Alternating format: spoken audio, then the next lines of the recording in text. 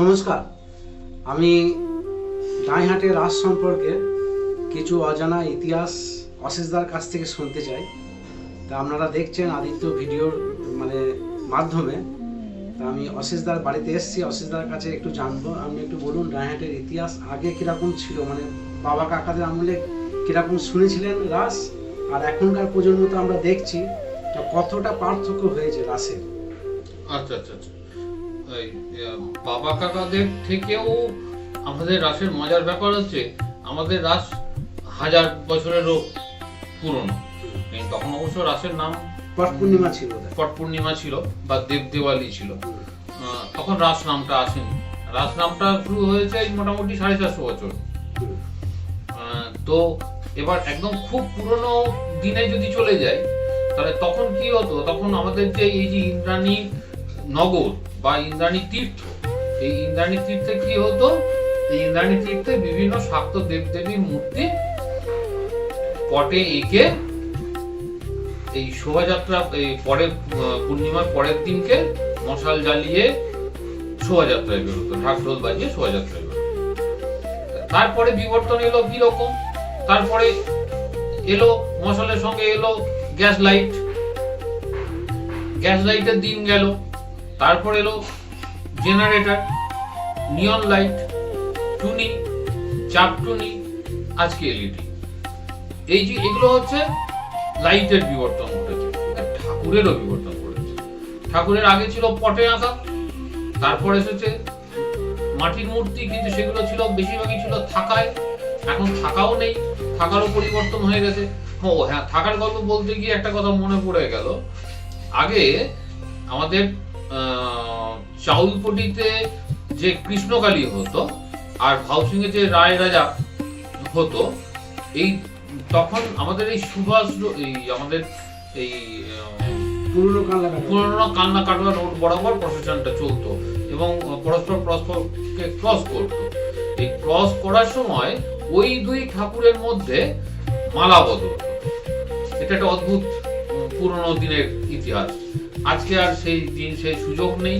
তার কারণ হচ্ছে আজকে এই যে বিবর্তনের সঙ্গে সঙ্গে আজকেও দাঁড়িঘাটের রাস আজকে একমুখী একটা পথে হয়ে গেছে, যার জন্য কেউ কাউকে ক্রস করার সুযোগ নেই। তো তার যেমন ভালো দিকও আছে, তেমনি কিছু খারাপ দিকও আছে। ভালো দিক যেটা এখন আছে সেটা হচ্ছে আগে কি হতো, পরস্পরকে ক্রস করার সময় বাজনা নিয়ে বা কারো পুরনো রাগ থাকলে এগুলো আগে মারপিট হতো। এখন আর সেই সুযোগগুলো নেই। এটা একটা খুব ভালো কাজ হয়েছে। আর একটা যেটা ছিল সেটা হচ্ছে ওই রকম কারোর সঙ্গে কারোর ওই রকম পরস্পর সম্পর্ক ভালো থাকলে, ওই যে মালা বদলের যে গল্প বললাম আর কি, সেখানে কি হতো, মালা বদলের পরে পরস্পর দুই দল নিজেদের মধ্যে মিষ্টি বিনিময় করতো, মিষ্টি খাওয়া খাই বিনিময়ে চলতো। এই ভ্রাতৃত্ববোধটাও অনেকটা কমে গেছে। তো যাই হোক, ভালো মন্দ সবকিছু মিলিয়ে আজকে রাস আরো অনেক উন্নত হচ্ছে। রাস যে দিন দিন আমাদের খুব বড় আকারে হচ্ছে, বড় বাজেটের হচ্ছে। এবছর তো রাসের বাজেট অনেক ক্লাব অনেক বড় বড় বাজেট নিয়ে আসছে। এবং সবথেকে যেটা বড় কথা, অদ্ভুত কথা, আমরা এবার থেকে রাসের দিন বিসর্জনের দিনকে বা আমাদের প্রসেশনের দিনকে আমরা দাঁড়িঘাটে বসেই ভারতবর্ষের বিভিন্ন প্রান্তের সাংস্কৃতিক যে বিষয়গুলো তারা আমাদের ক্লাবের সংস্থারা সব নিয়ে আসছেন। আমরা এইখানে দাঁড়িয়েই সেই ভারতবর্ষের বিভিন্ন সংস্কৃতিগুলোকে আমরা এক জায়গায় বসে দেখতে পাবো। এটা একটা ভালো খবর, এটা একটা বড় দিক আমাদের জন্য। তা আর বলছি, আমাদের এই যে সবশিব মা যে ডাইহাটে আবির্ভাব হয়েছিল, এর কিছু ইতিহাস জানা আছে? আচ্ছা, এই আমাদের যে সবশিব মা, এই সবশিব মা এখন আমরা যে জায়গায় পাচ্ছি আর কি, এই এলাকা এর সঙ্গে সুভাষ রোড থেকে শুরু করে দেওয়ানগঞ্জ পর্যন্ত এই পুরো এলাকাটাই ছিল একসময় আমাদের রাজবংশীদের এলাকা। এই জায়গাটাকেই বলা হতো রাজবংশী পাড়া। এই রাজবংশী পাড়ায়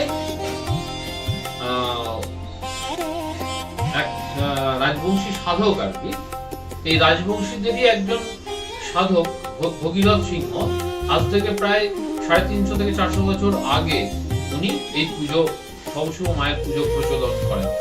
তাহলে ওনার আগে বাড়ি ছিল কোথায়? ওনার বাড়ি কোথায় ছিল সেটা খুব পরিষ্কার করে জানা যায় না, তবে সম্ভবত উনি এই আমাদের কোচবিহার থেকে নবদ্বীপে আসেন এবং নবদ্বীপ থেকে পরবর্তী সময়তে উনি দাইহাটে আসেন। হ্যাঁ, তো এই আমাদের যে সবশিব মা হচ্ছেন রাজবংশীদের যে দেবী আর কি। এই সঙ্গে সঙ্গে রাজবংশীদের এই এলাকায় আরো একটা পুরনো ঠাকুর ছিল, তার নাম ছিল সর্বমঙ্গলা সমানা, এখন আর ওটা নেই। এটা একটা মানে সময়ের সঙ্গে যে আমাদের রাষ্ট্রের যে বিভিন্ন পরিবর্তন ঘটছে,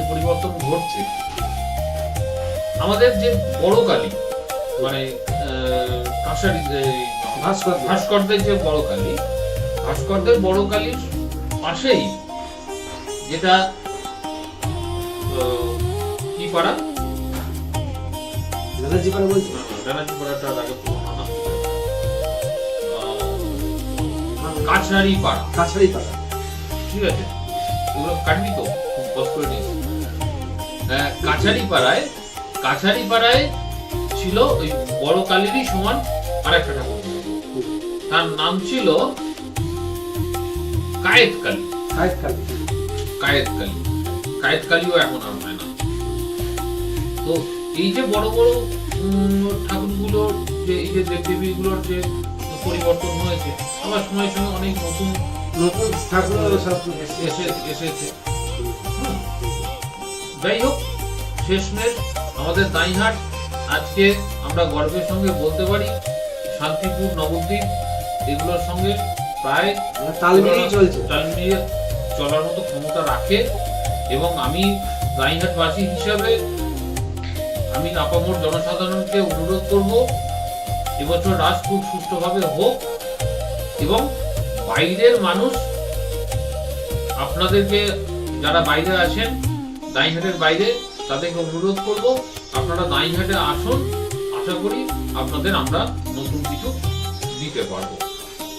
আপনারা সবাই আসুন দাইহাটে। আমাদের দাইহাটের রাস 5 তারিখে পুজো হচ্ছে, আর 6 তারিখে মানে প্রতিমা নিয়ে রাস্তায় যে বিসর্জনের যে পালাটা থাকছে, আপনারা আসুন দেখবেন। বিভিন্ন জায়গার বাদ্যযন্ত্র, লাইট সব আসছে। ভালো থাকুন, চ্যানেলের সঙ্গে থাকুন।